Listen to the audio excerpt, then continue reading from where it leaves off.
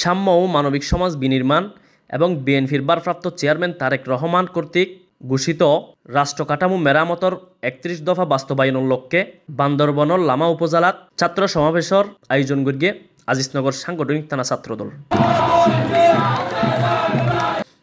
জানুয়ারি ৪ তারিখ শনিবার বিকাল ৩টা বাজে আজিজনগর চাম্বি সরকারি প্রাথমিক বিদ্যালয়ের মাঠত এই ছাত্র সমাবেশ অনুষ্ঠিত হয়।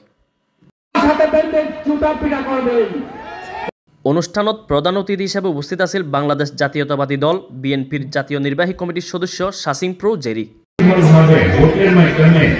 আমরা বাংলাদেশ জাতীয়তাবাদী পতাকা তলে থেকে এই সিটটা যতক্ষণ আমি আপনি আপনার যাই করি না কেন এই সিটটা যদি আমরা উপহার রাখাই তাহলে আমাদের বিএনপি করার কোনো যুক্তিকতা নেই।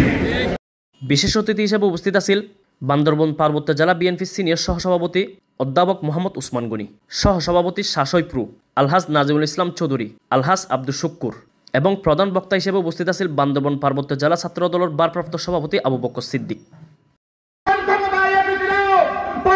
এ সময় সভাপতিত্ব করে আজিজনগর সাংগঠনিক থানা ছাত্র দলের সভাপতি মোহাম্মদ মুবারক হোসেন এবং সঞ্চালনাত আছিল মোহাম্মদ জুবাইরুল ইসলাম।